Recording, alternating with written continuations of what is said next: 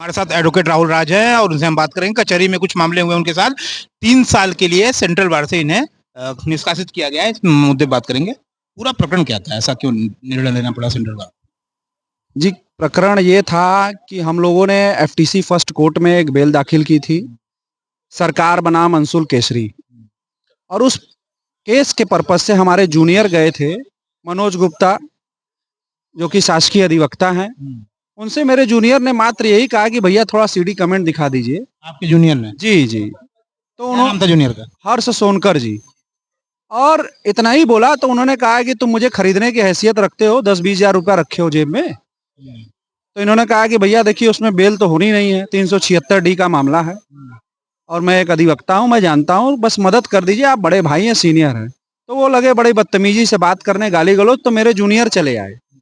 तत्पश्चात दिनांक 7 तारीख को जब मैं कचहरी परिसर में आया तो उनसे आनन फानन में कचहरी परिसर में मेरी मुलाकात हुई, न कि कोर्ट में।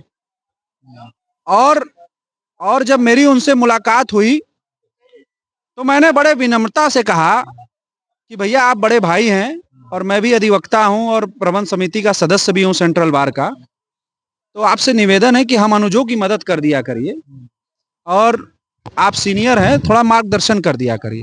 तो वो मुझसे भी लगे गाली गलौज करने की, तुम्हारी हैसियत क्या है, तुम मुझे समझाओगे।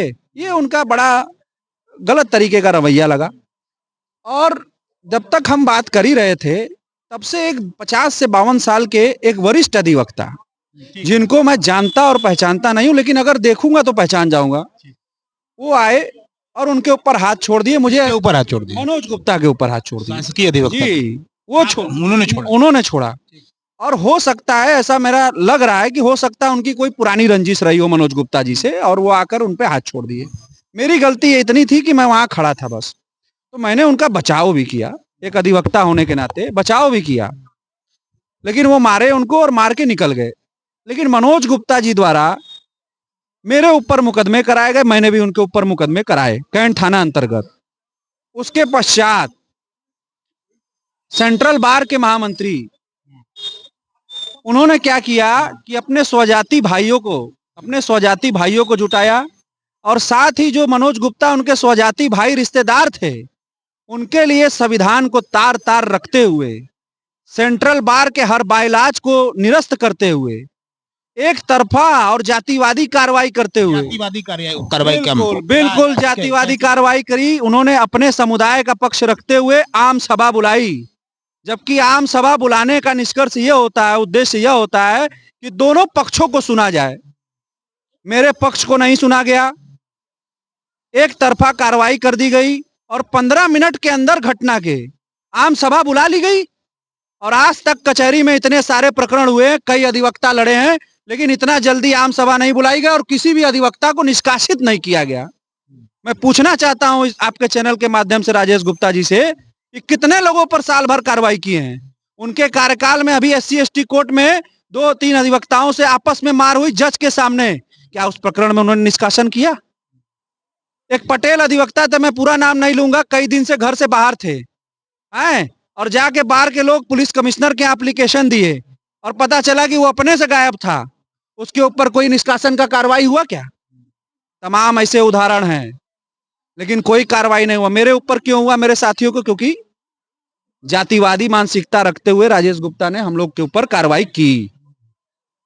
और सबसे बड़ी चीज, किसी को आपने नहीं मारा था? बिल्कुल नहीं मारा। आपके चैनल के माध्यम से कर रहा हूं, अगर मारा होगा मैं, तो जो आप कहेंगे, जो दोष सिद्ध होगा मेरे खिलाफ, मैं उसको स्वीकार करने के लिए तैयार हूं। निष्कासन क्यों था? निष्कासन बता तो ना है, 2 बार से यही सवाल मैं पूछ रहा हूँ, सही जवाब नहीं मिला। निष्कासन क्यों? निष्कासन जातिवादी रवैया, बिल्कुल एक पक्षीय कार्रवाई। महामंत्री जी पूरे कचहरी के महामंत्री हैं, केवल एक जाति एक समुदाय के नहीं है। मैं उनको इस चैनल के माध्यम से बताना चाहता हूं। हम लोग मंत्री क्यों? मंगलेश दुबे जी भी तो अध्यक्ष हैं। देखिए, अध्यक्ष जी थे, अध्यक्ष जी वहां बैठे थे, लेकिन गोल गिरोह के लोग किसके थे? राजेश गुप्ता जी के थे। और आम सभा किसने बुलाई थी? राजेश गुप्ता जी ने बुलाई थी, न कि मंगलेश दुबे अध्यक्ष जी ने बुलाई थी, ये आप जान लीजिए। और आनन फानन में बुलाई, जबकि सबको सूचना देते, दिन तय करते, समय तय करते और संवैधानिक रूप से दोनों पक्षों की बात सुनते, फिर कार्रवाई करते। लेकिन बिना सुने एक पक्षीय कार्रवाई, आप मेरे मौलिक अधिकार का भी हनन कर रहे हैं। और वहां जहां कचहरी में 100% संविधान लागू है, it is our fundamental rights, article 20, protection from conviction, दोष सिद्ध में संरक्षण। जब तक अभियुक्त को ये ना मान लिया जाए कि वो सही मायने में अपराधी है, तब तक उसको सजा नहीं सुनाई जाती है। मुझे तो निष्पक्ष जांच भी नहीं की गई, उसके बाद बिना कोई पक्ष रखे तुरंत तत्काल सजा सुना दी गई। आपके पास तो उत्तर प्रदेश बार काउंसिल जाने का भी मौका है, वहाँ भी बिल्कुल तो है। अपनी बात तो वहाँ भी रख सकते हैं आप, इलाहाबाद जाके भी। बिल्कुल है, मैंने रखा है, मैंने पत्र दिया है, बार काउंसिल ऑफ इंडिया को दिया है, उत्तर प्रदेश बार काउंसिल को दिया है, अनुसूचित जनजाति आयोग में भी दिया है।